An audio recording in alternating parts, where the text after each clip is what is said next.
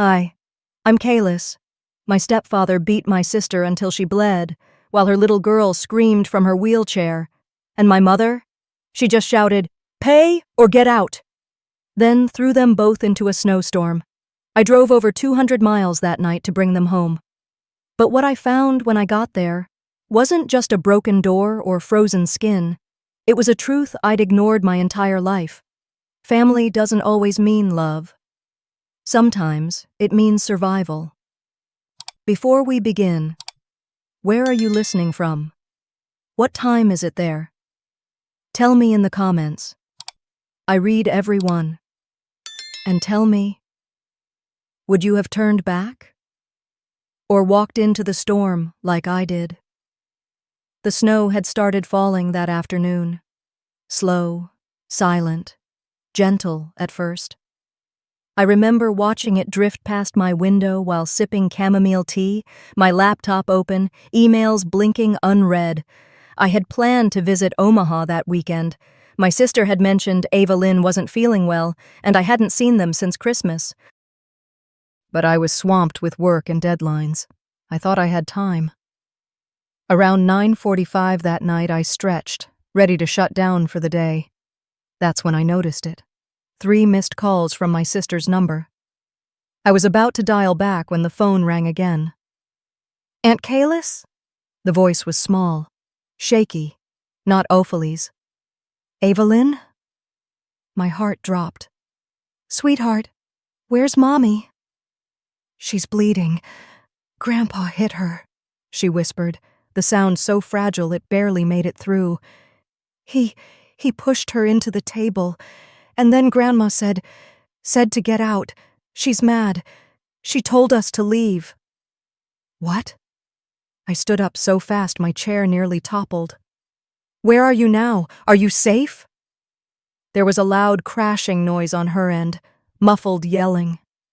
And then I heard it. Valora's voice, harsh and slicing through the static. "Take your cripple kid and freeze, you leeches!" A door slammed. "Avia!" I yelled, but the line had gone dead. I stared at the phone for a few seconds, willing it to ring again. It didn't. Outside, the snow had thickened, whipping sideways under the porch light. A storm warning blinked on the bottom of the muted TV screen. I didn't pack a bag. I grabbed my keys, my coat, and the first aid kit I always kept stocked under the kitchen sink. My hands trembled as I drove out of Lincoln, but not from the cold. The roads were barely visible, the whiteout swallowing every landmark. I drove blind for long stretches, relying on the grooves of semi-truck tires and the faint glow of my headlights.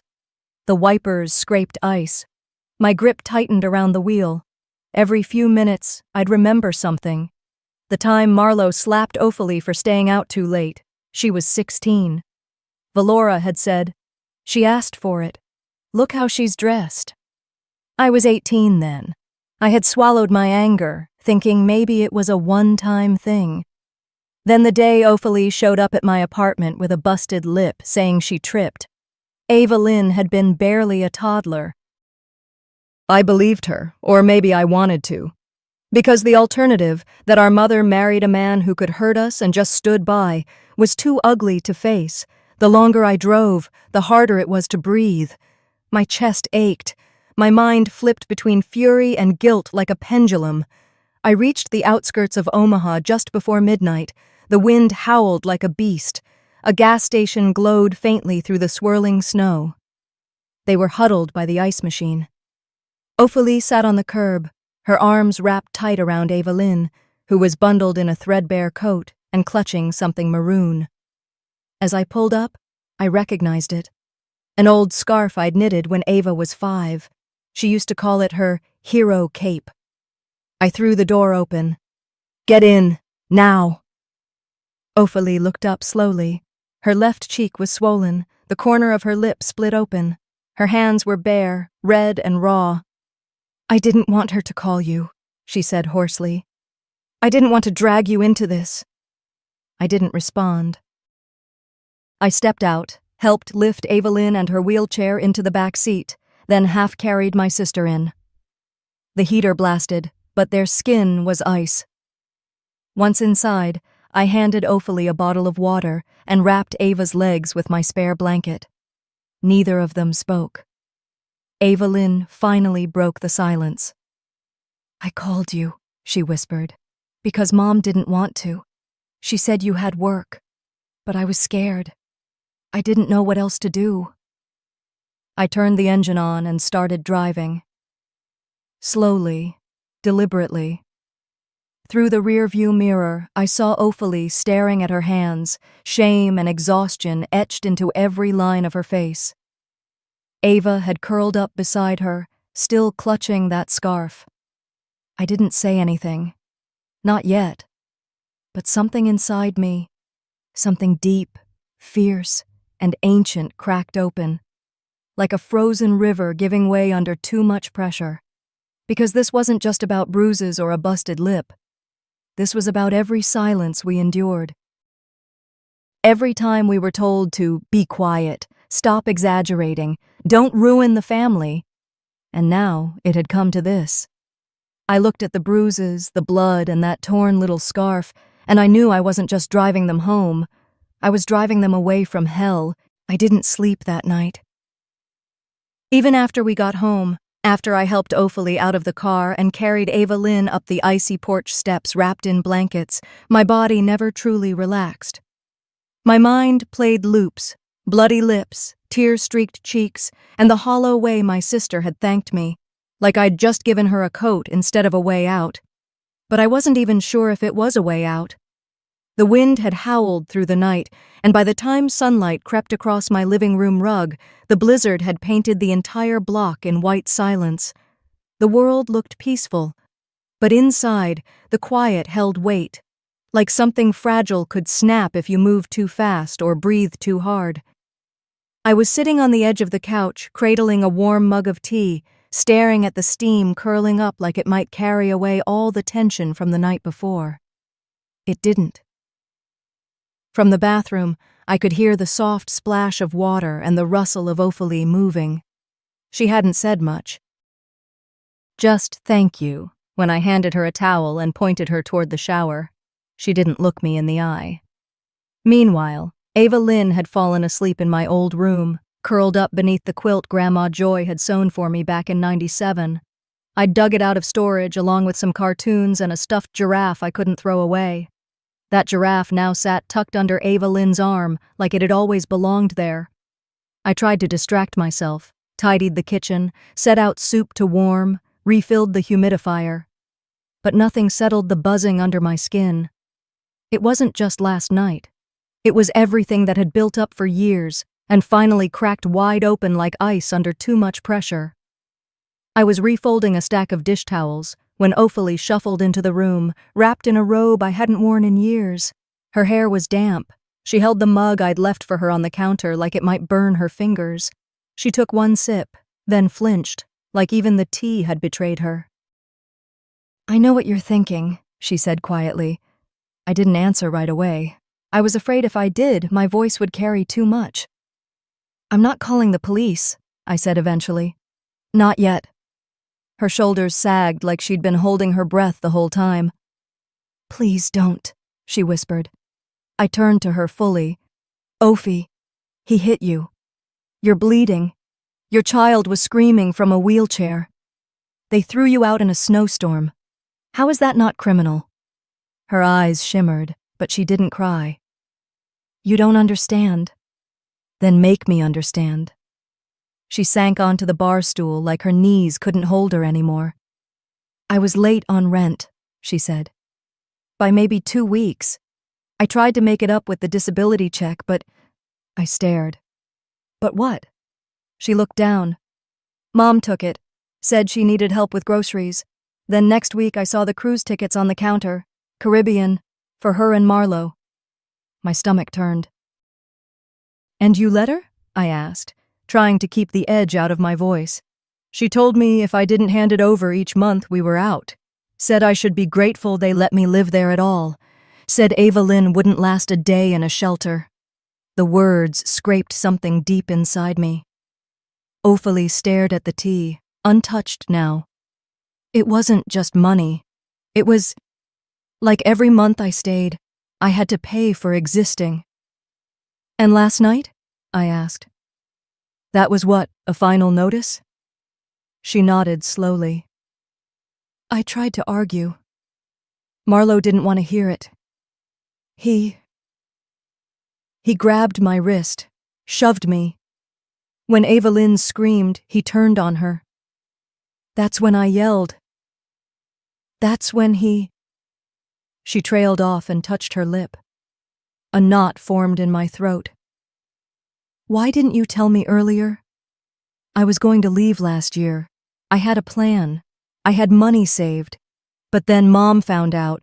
She said she'd call CPS. Said I was unstable. Said I was unfit and they'd take Evelyn. I couldn't hold back anymore. I walked over and gently touched her shoulder. She threatened your daughter to keep you under her thumb? Ophelie nodded. I clenched my jaw so tight it hurt. That's not parenting. That's control. That's abuse. The room went quiet again. Outside, the sunlight bounced off the snow like it was trying to blind us from the truth inside. Just then, the soft hum of Evelyn's wheelchair echoed down the hall. She rolled in, cheeks pink, clutching a sheet of paper with both hands. Auntie Kalis, she chirped. I drew us. She held up a picture in crayon. 3 women, holding hands, standing next to a little house with a chimney and a dog. Snowflakes filled the sky. One of the women had a purple scarf. Mine, probably. The middle figure had a big smile and blonde hair that stood straight up like lightning bolts. Evelyn's usual style. This is our new house, right? She asked. Our safe house? My breath caught.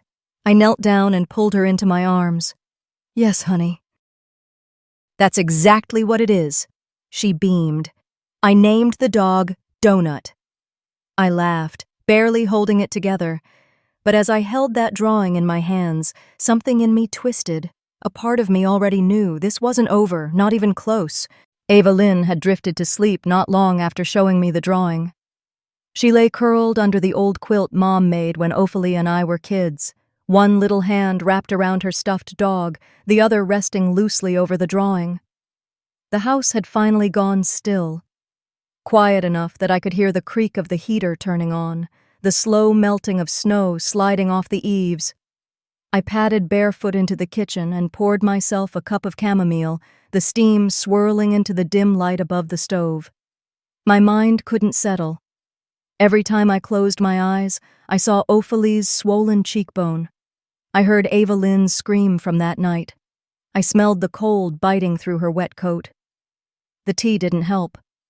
I sat at the table, phone in hand, scrolling through emergency shelters and legal aid groups in case this situation spiraled even more.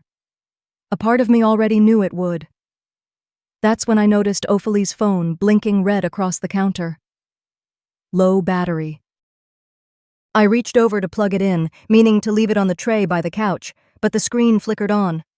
There was a little voicemail icon in the corner. Unread. I hesitated, then tapped it. Her voice came through instantly. Valora. If you embarrass me again in front of Marlowe, I swear I'll make you disappear. That child of yours better stay quiet, too. The mug slipped in my hand and clinked against the counter. I played it again. Same words, same venom, same icy tone I'd grown up with. The same voice that once sang lullabies and told us the world was dangerous, unless we did everything exactly her way. I stared at the screen, my breath frozen. She'd threatened to erase her own daughter, and her granddaughter. I sat down hard on the edge of the couch, my fingers cold. The voicemail ended. I copied the audio file and emailed it to myself. Then I deleted it from Ophelie's phone. But it was too late. The words had already burned into me. Suddenly, I was 18 again, standing by the front door with a suitcase in one hand and my scholarship letter in the other. I'd gotten into college, out of state, a full ride, the best news of my life. I'd come downstairs to tell them, heart pounding. Valora had slapped me, just once, but it rang in my ears for years. You think you're better than us now? Don't forget who fed you, girl. You owe this family everything.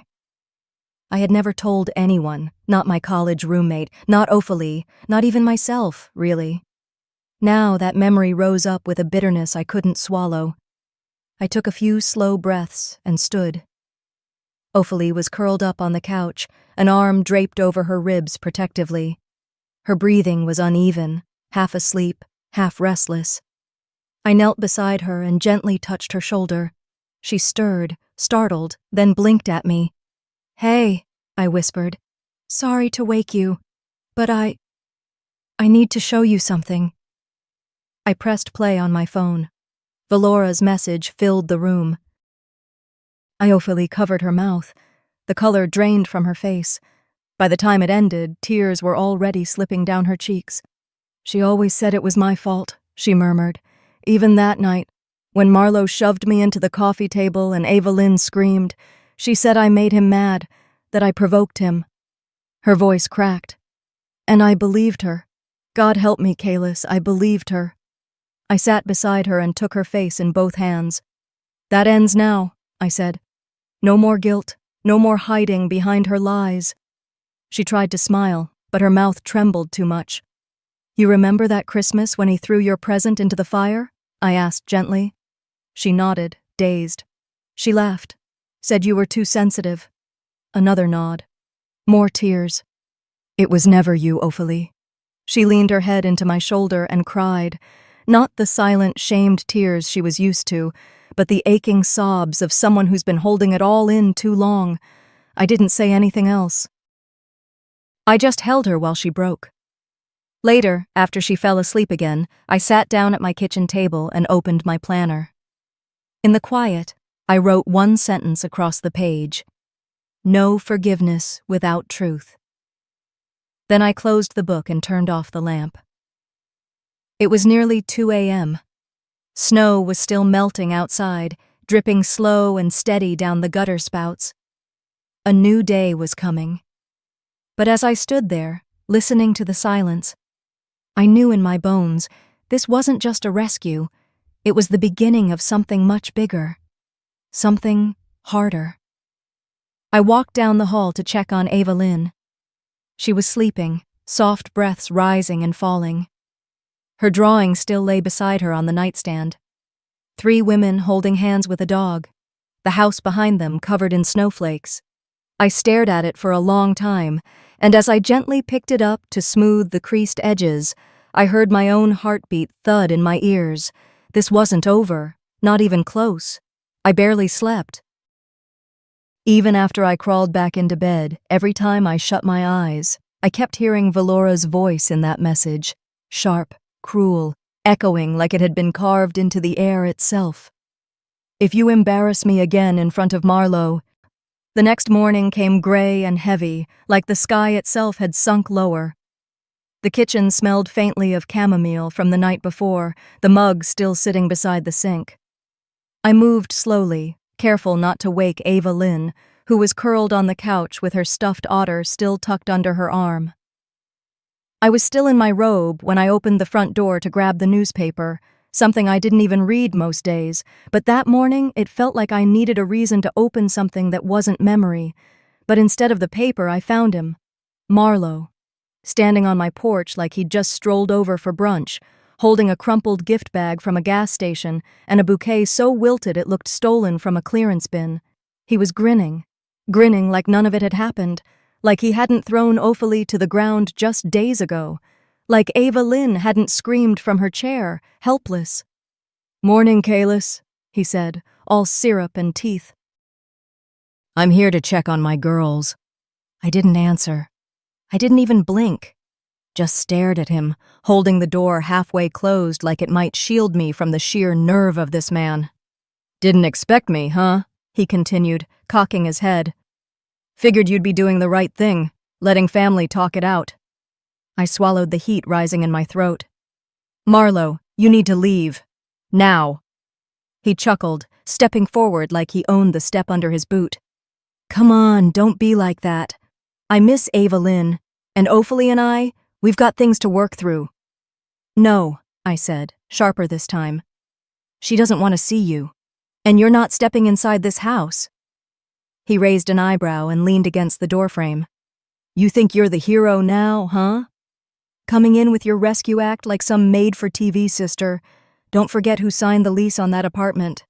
My name's still there. I don't care what name's on paper, I said. You laid hands on my sister. You threatened her child. He lifted his chin, eyes narrowing just enough to drop the friendly act. That apartment's still mine. You want to play legal games, Kalis? Fine. I can call the cops, say someone took my family, say you're holding them here against their will. My chest tightened. Not from fear, at least not for myself, but for Ava Lynn. For Ophelie, who'd only just started breathing like the world might not hurt her anymore. Then maybe you should start practicing saying that in court, I said quietly. Something in his eyes flickered, just for a second. Then he dropped the bag at my feet and sneered. You think you know everything. Always did. You haven't changed since high school. Just louder. I stepped outside, closing the door firmly behind me. I could feel the cool air hit my skin, could hear Ava Lynn's soft breathing through the front window behind me. You have 10 seconds to get off my porch, Marlo, or I'll be the one calling the police. He stared at me. Smirk gone, something darker taking its place. You'll regret this, he said. I didn't move. I didn't blink. He scoffed and turned, trudging back to his truck. The bouquet lay face down in the slush near my mailbox. When I came back inside, I checked every window, every lock, twice. I found Ophelie in the kitchen, just stirring from sleep. Her hair was matted on one side, and the bruises on her arm, though yellowing, still looked painful. She looked at me, and something in my face must have told her. He came? She asked. I nodded. With flowers. She laughed, bitter and dry. He always brings flowers after something terrible. I sat across from her at the table and took her hands gently. He said some things. He threatened to report kidnapping, said his name is still on your lease. Her face drained of color. She pulled her hands away, clutching her elbows. He's been trying to get Ava Lynn's birth certificate. Said he needed it for insurance. I didn't think... You didn't want to believe he'd go that far, I said, finishing for her. She nodded. Her shoulders trembled, just once. I'm not letting him near either of you again, I said. But we need to be ready. Whatever he's planning, he thinks he has power. Ophelie's voice cracked. He always thinks that. I looked at the planner sitting on the counter, yesterday's page still open. My handwriting, small but certain, stared back at me. No forgiveness without truth. I turned the page. That night, after dinner, once the dishes were clean and Ava Lynn tucked in, I sat down with my laptop and started digging. I didn't stop until nearly 3 a.m., and that's when I found something I wasn't supposed to. That night, after locking every door and double-checking each window, I made myself a cup of decaf and sat cross-legged on the guest bed. The glow of my laptop lit the room in soft pulses, and Ava Lynn's steady breathing from the baby monitor was the only sound besides the occasional creak of the old floorboards. My heart hadn't slowed since Marlo walked off my porch that morning. That smirk, that veiled threat, it hadn't left me. And I'd started with simple search terms: temporary guardianship for minors, emergency custody procedures, legal rights of non-parents caring for disabled children. The results weren't encouraging. Every article made it sound like I'd need a lawyer, 3 affidavits, and a minor miracle. But something clicked around 2:17 a.m., right after I'd jotted down a phrase Ophelie had said once, years ago, during one of those whispered phone calls she used to make while Marlo was in the shower. If something ever happens, you'd be the one. I remembered her saying that, I even remembered her saying something about papers once. Legal stuff. I quietly pushed back from the bed and padded down the hallway, careful not to wake them. In the living room, I crouched beside Ophilie's suitcase. It was zipped, but not locked, and she had always been the kind to keep just-in-case things tucked between folded clothes, hidden but not gone. I dug through layers of sweaters, soft flannel pants, a bottle of travel Tylenol, and then I saw it. An envelope. Manila, worn on the edges, the flap barely holding closed. Inside were legal forms, printed, dated 2 years ago. Her handwriting filled the top half of the page, my name, my address, Ava Lynn's full name, her birth date. The form was titled, Emergency Guardianship Nomination. It stopped midway down the page. No signatures, no notary, no filing confirmation, just silence. I sat back on my heels, staring at it. By sunrise, the house smelled faintly of toast and black coffee. I waited until Ophelie had settled Ava Lynn with a coloring book at the kitchen table before I brought the form in. I didn't shove it in her face, just held it out, gently. "You weren't supposed to find that," she said immediately, voice tight. I sat across from her. "But I did, and I need to understand." Ophelie stared at the paper like it might combust in her hands. She didn't speak for a long time. Her nails tapped the edge of her mug. "I was going to leave him," she finally said, voice flat. "Right after Ava Lynn was diagnosed. I couldn't take it anymore. He'd scream at her for crying, call her a burden. He once locked me in the bathroom overnight after I spilled soup on his laptop. I tried to keep my hands steady. So what stopped you?" She looked up. "He found my old files, from when I was 17, when Mom took me to that clinic upstate. You remember?" I nodded slowly, vaguely. There'd been whispers, a week where she hadn't come home. He said he'd leak them, tell everyone I was unstable, unfit, that no one would let me keep Ava Lynn, that I'd end up in court fighting him with nothing to show. I felt my stomach turn. "And Mom?" I asked, though I already feared the answer. Ophelie gave a bitter laugh. She said I was lucky he hadn't left already. "You're not exactly prime rib," she told me. Be grateful. I wanted to cry, scream, smash every plate in the sink. But instead, I reached across the table and took her hand. "You're not alone anymore," I whispered. "Not ever again." She nodded, but her eyes stayed fixed on the half-finished form. Later that night, after she and Ava Lynn had gone to bed, I sat back at my laptop. The form was in front of me again. I opened a fresh version, fingers hovering above the keyboard. This time, I'd finish it. And this time, it would be filed. As I filled out the form under flickering light, I didn't realize someone had already made their move. Against us. The cursor blinked back at me as I filled in the final field of the guardianship form. My name, in firm block letters. My hand trembled, not from fear, but from exhaustion. I saved the draft and shut the laptop, the screen casting a dull blue glow over the kitchen wall. Outside, dawn was trying to break through the low clouds. The light flickered overhead once more before going out completely. I sat in the dim kitchen, listening to the soft hum of the refrigerator and the occasional creak of this old house breathing around us. I was up before the sun, my body too wired for sleep. The events of the night had left me cracked open in ways I wasn't ready to admit. But I had work to do.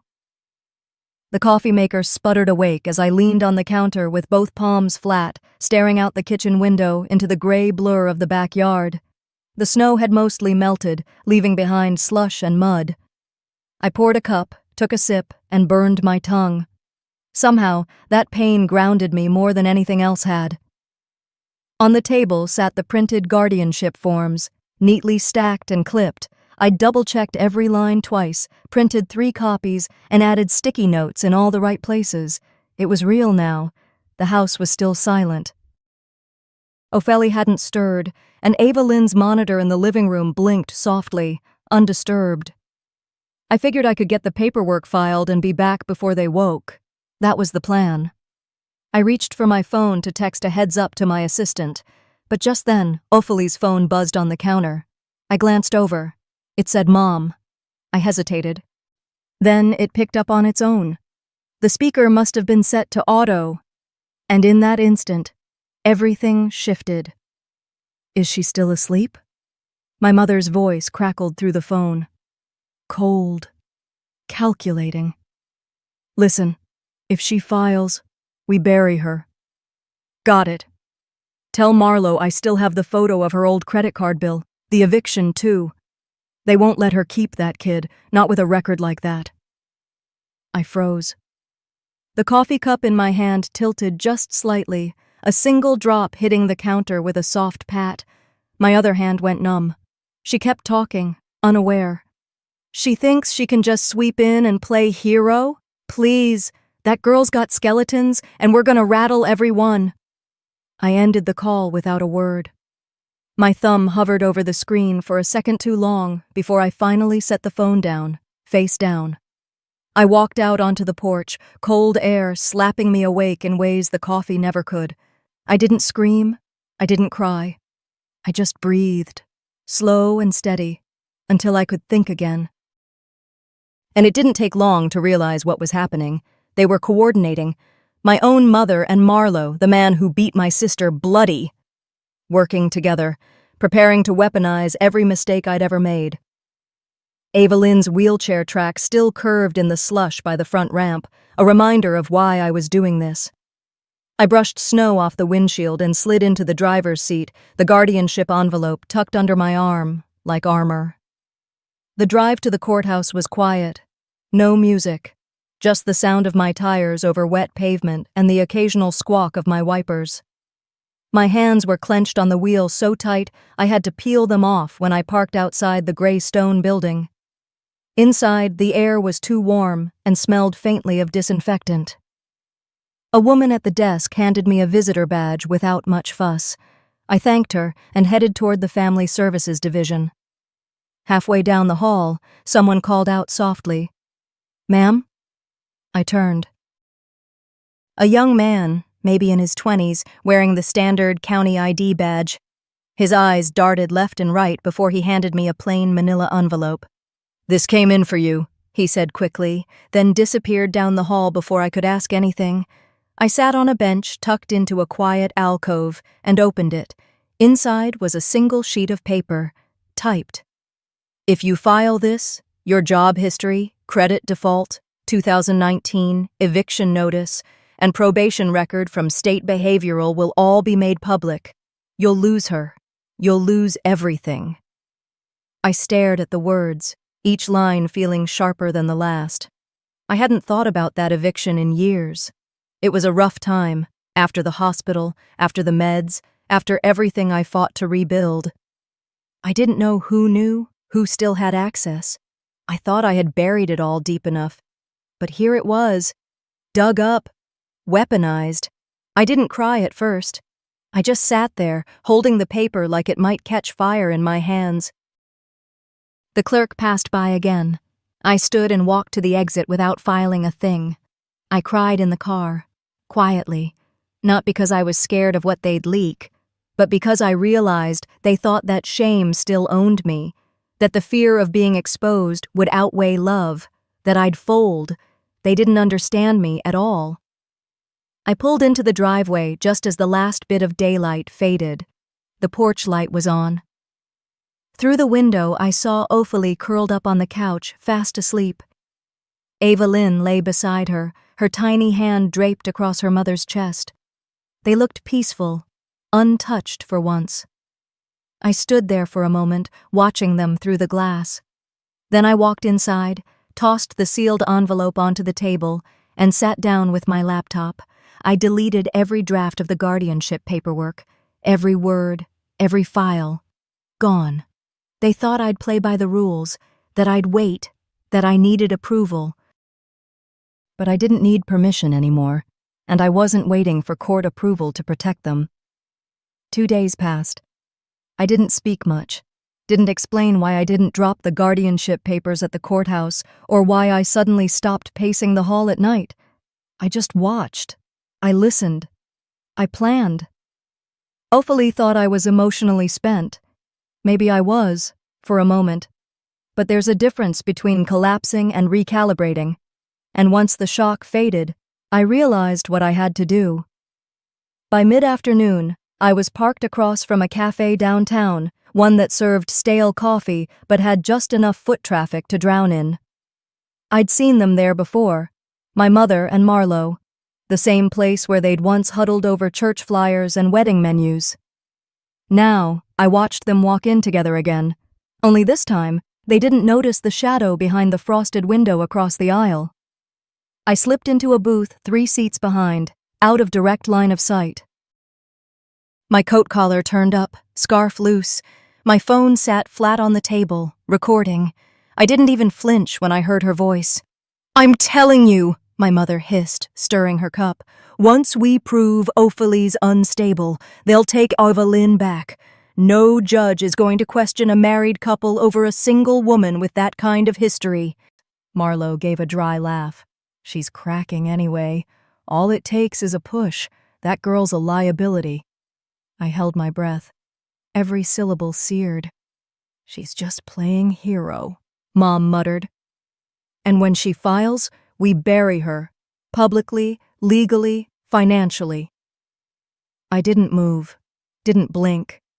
I just sat there, listening, collecting. They kept talking, as if plotting against their own family was as casual as picking out curtains. When they finally stood to leave, I gave it a full minute before I rose and slipped out the back door. Driving home, I barely remembered the red lights or turns, just their voices echoing over and over in my head. It wasn't just me they wanted to break. It was Evelyn, Ophalie, our sense of safety. By the time I walked in the door, the light outside had softened into evening gold. Ophalie was curled up on the couch, Evelyn tucked beside her, both dozing under the same worn blanket we used during winter storms. I sat gently beside her. "Ophi," I said softly. She stirred, eyes blinking open. I held up the phone, pressed play. As their voices filled the room, she sat bolt upright. Is that from today?" I nodded. Her face crumpled, hands trembling. "They were never going to stop, were they?" "No," I said quietly. "They weren't." She wiped her eyes, then nodded. "Okay. What now?" I didn't answer with words. I walked to my bedroom, pulled out an old business card from the drawer, worn, slightly bent, still saved all these years. Back when I volunteered at the women's legal clinic, I'd mentored a young woman finishing her social work degree. She had a fire in her that reminded me of who I used to be. I called the number. We met 2 hours later at the community center. She greeted me with a warm hug, though her face was tense. "I'm glad you called," she said, pulling me into one of the side rooms. "Because I've been meaning to reach out." I frowned. "Why?" She hesitated. "Your family's filed complaints, claimed you've had emotional outbursts, that you've threatened them, that your financials are unstable." My chest tightened, but I stayed calm. "Is it sticking?" "Not yet," she said, pulling out a small notepad. "But if they push it through enough channels, it might gain traction." I handed her my phone and a second sheet of paper. "Here's the recording, and a list of timestamps. I need it logged before they try anything else." She took it with a nod, no questions asked. "You good?" she asked, glancing up. "I'm steady," I said, meaning every word. Later that night, I came home to Evelyn sitting at the kitchen table, a crumpled paper in hand. She walked up to me, holding it like it was gold. "I made you something," she said shyly. I unfolded the paper.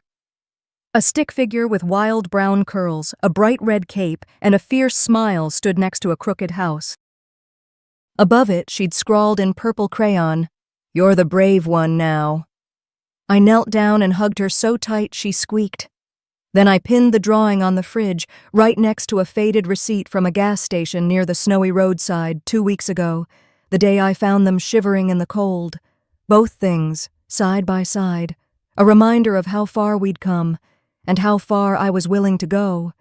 I wasn't just protecting Ava Lynn anymore. I was preparing for war. And war, I learned, starts quietly, with details, timelines, names, evidence. 1 week later, we stood outside the courthouse. The air was damp from early morning drizzle, the sidewalk slick beneath our shoes. Ophelie sat beside me on the stone bench, nervously fidgeting with the sleeve of her blouse. She looked fragile in that moment, smaller than I remembered. But her eyes held something steady, a quiet strength that hadn't been there before. I glanced down at my coat. Same one I'd worn that night I found them at the motel, soaked through, trembling, Ava Lynn curled up against her mother like a wounded sparrow. I hadn't cleaned it. The hem still bore faint salt stains from the snow. It felt like armor now. "Ready?" I asked softly. Ophelie gave a tiny nod. Ava Lynn was with our neighbor, Mrs. Cardwell, who made a point of baking cookies before we left this morning. "You go tell the truth, honey," she'd told me, squeezing my shoulder. "God knows someone in that family needs to." Inside, the courthouse buzzed with fluorescent tension. I could hear someone typing rapidly beyond the courtroom doors. I recognized a few people waiting on the benches, mostly strangers, but I knew why they were here. My mother and Marlo had filed for emergency custody of Ava Lynn. The claim?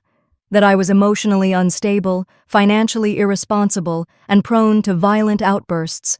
I'd read every word. The language was sharp, calculated, and surgical. It stung. But it was also a lie. We were called in just past 9. The courtroom itself was modest, wood-paneled, the kind where everything felt too still. The judge, a gray-haired woman with square glasses and a deeply lined brow, adjusted her papers as we sat. Rosalie and Marlo sat across from us, polished and smug. My mother wore a silk scarf, pale pink lipstick, and that expression she always used to wear at school parent meetings. Composed but cunning. Marlo looked like he always did in public.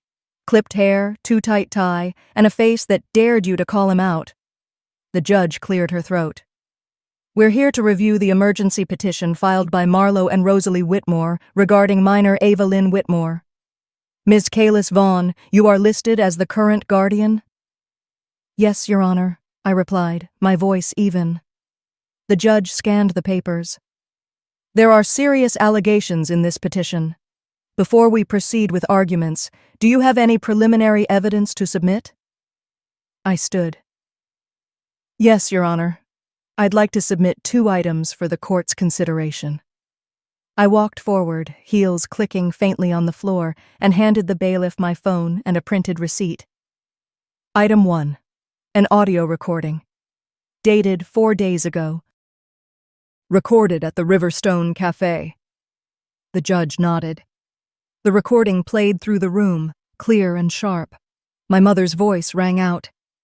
"Once we prove Ophelie's unstable, we get custody of the girl back. The state won't question a married couple over a single woman with her past." The room shifted. I saw the shock ripple like a wave. Someone near the back gasped. The judge raised a brow. Rosalie jumped to her feet. "That was taken without permission." "Sit down," the judge snapped. "Continue, Miss Vaughn." I held up the second item. This is a receipt from the Hawthorne Motel, dated the night of the snowstorm. It shows 2 rooms rented under my name. I picked up Ophelie and Ava Lynn that night, after they were thrown out by Rosalie and Marlo. My sister was bleeding. Her daughter was in a wheelchair with no coat. This document proves they knew exactly where they were, and did nothing. I walked back to my seat. The air had gone still again, but this time it was thick. Marlowe's hands clenched on the table. His jaw tightened. I could see the red creeping up his neck. Then he snapped. "You think you're better than us?" he roared, standing. "We did what we had to do. That brat costs a fortune." The room froze. Even the judge blinked. "Excuse me?" she asked slowly. Marlowe blinked, breathing hard. Then, like a dam cracking, he blurted, "We took her checks, all of them. Disability, child support, everything. We deserved it after what we've done for that ungrateful family." Rosalie's hand flew to her mouth, but it was too late. I stayed seated, silent. "Thank you," I said softly. The judge scribbled something furiously, then looked up. "Emergency petition is suspended effective immediately. A formal investigation into financial abuse will begin today. Bailiff, escort Mr. Whitmore outside." Marlowe started shouting again, but 2 court officers had him by the arms before he could finish. Rosalie didn't move. Her face had gone gray. I didn't look at her. My eyes were locked on Ophelie, who was quietly crying beside me. No sobbing, no theatrics. Just the kind of tears that came when you realized the war you never wanted was finally, painfully, almost over. The judge stood. "This court is adjourned." We exited without a word. Out in the hallway, the fluorescent lights suddenly felt warm. Ophelie whispered, "I didn't think they'd ever stop." I turned to her, and for the first time in weeks I smiled. They're not stopping, but they're stumbling, and this time, they're falling on their own swords. That night, back at the house, I tucked Evelyn into bed. She curled up beside her stuffed owl and asked, "Did we win?" I brushed hair from her forehead. "Not yet, sweet pea, but we're getting there." She reached into her nightstand and pulled out a folded piece of paper. "For you," she said. I made it today. It was a drawing, another stick figure with a red cape, standing tall next to a wheelchair and a big heart. Above it, in shaky crayon letters, it said, "My Aunt Kalis.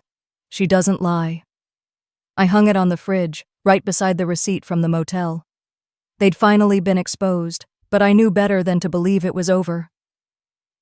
A month passed, like leaves drifting down in the fall wind, quiet, steady, and without much ceremony. Some people think justice comes with sirens and handcuffs, but for us, it came with paperwork, silence, and space. I'd moved, not far, just enough to be closer to the outpatient clinic where Ophelie had begun her therapy sessions. My new place wasn't fancy. A single-story home tucked behind a row of oak trees with a porch that caught the late afternoon sun, no marble countertops or smart thermostats, but it had something our old house never did: peace. That morning, I set out 3 chairs on the porch. The wooden swing creaked behind me as I laid out a soft, freshly washed blanket across one of the seats, the same one I had wrapped around Evelyn the night I found them, shivering, soaked, and abandoned. Now the blanket was stitched and clean, lavender-scented, with a soft blue ribbon tied around it. I hadn't said anything to Ophelie about it.